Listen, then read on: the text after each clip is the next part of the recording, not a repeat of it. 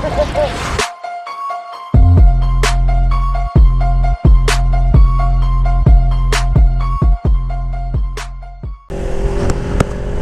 yun na nga guys, magra-ride tayo today. Kasama natin si Boknoy the Black.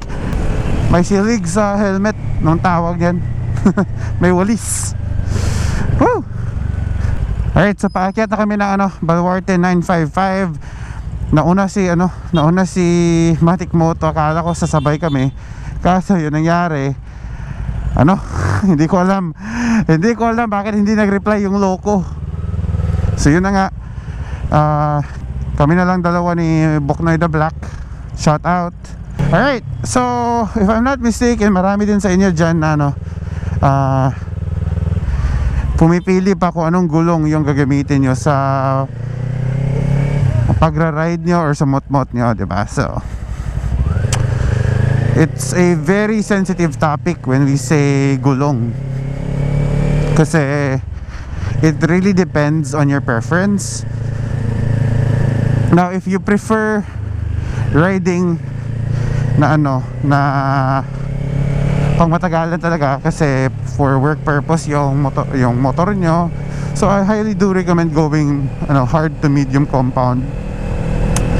Kasi there are 3 compounds: hard, medium, and soft. So hard compounds usually are tires na matagal talaga na kakalbo. Aabot ng 20,000 kilometers, 30,000, depende sa usage, depende kung gaano ka hard yung usage. Tapos may medium tayo, so that's in the middle. Now may soft din tayo, which is yung around 4,000, 5,000 kilometers lang, nakakalbo na kasi makapit talaga sa kalsada.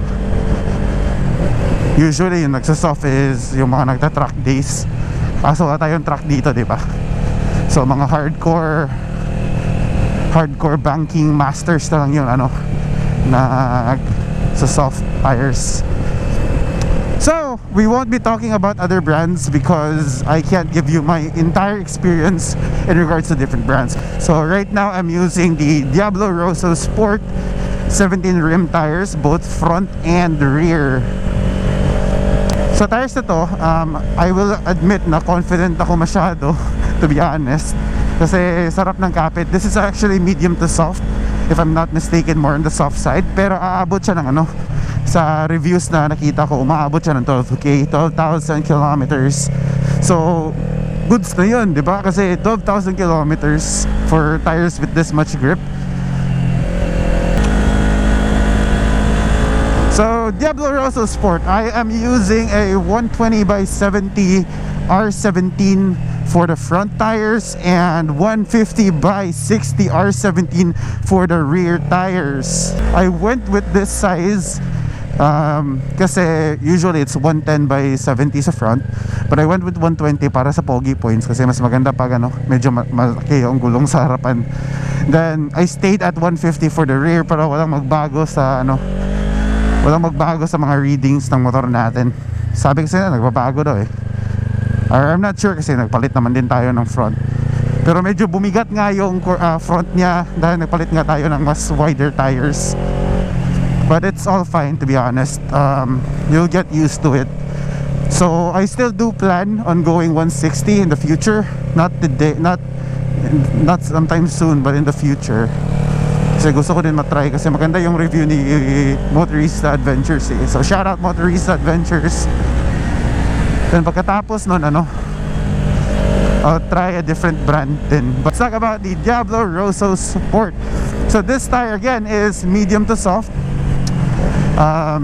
To be honest with you guys, I have a very nice experience with the Diablo Rosso Sport.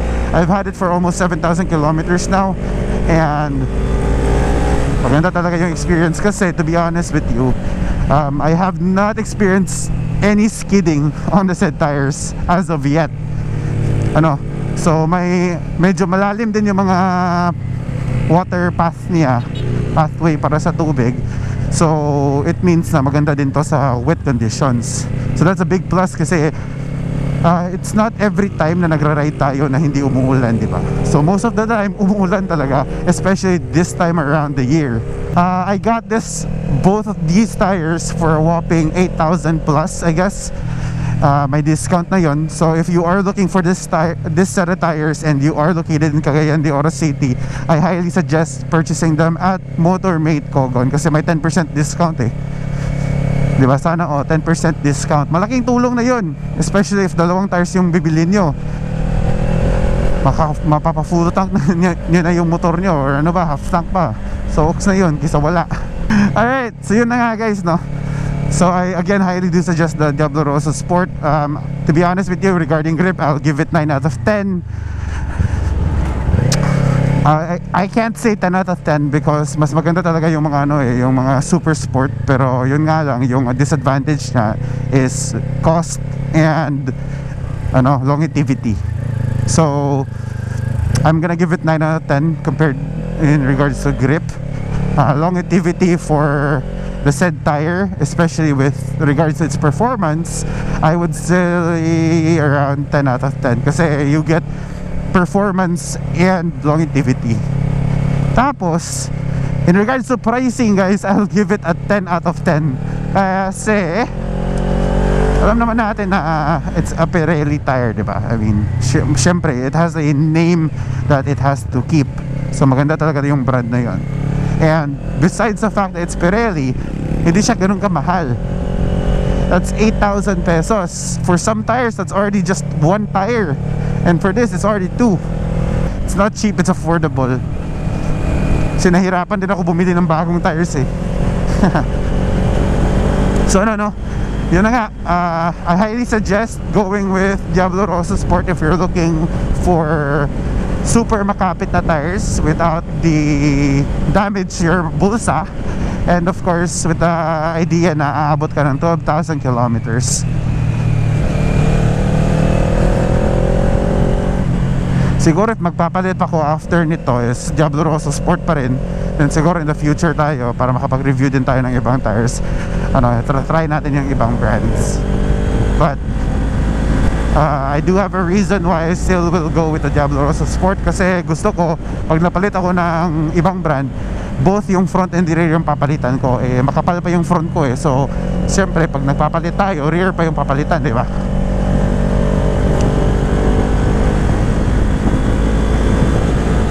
So yun nga Alright, so I'll give you more pointers in regards to that specific tire again guys. So if you are interested, again, you can visit Motormate Kogon and avail a 10% discount by asking them for the discount.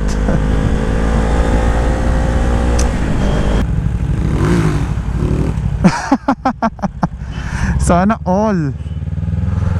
Iba siya. Iba si Kuya, no?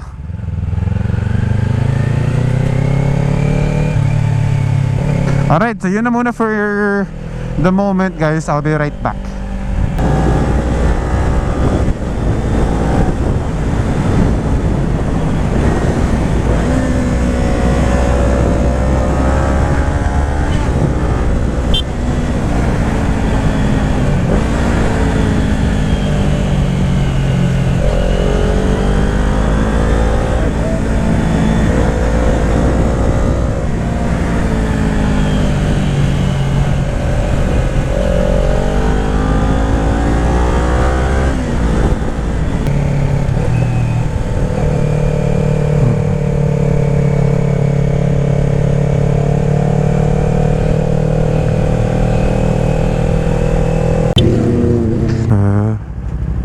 Ay, nasi Baya huwag na si Matic.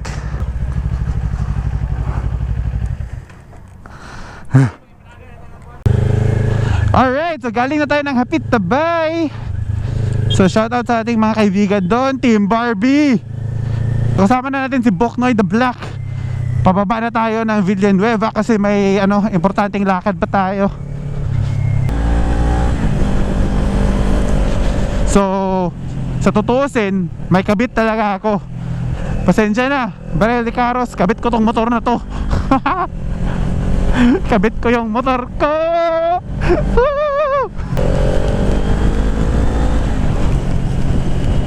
Dito, dry na dry yung surface, which is very nice kasi ito yung favorite spot ko.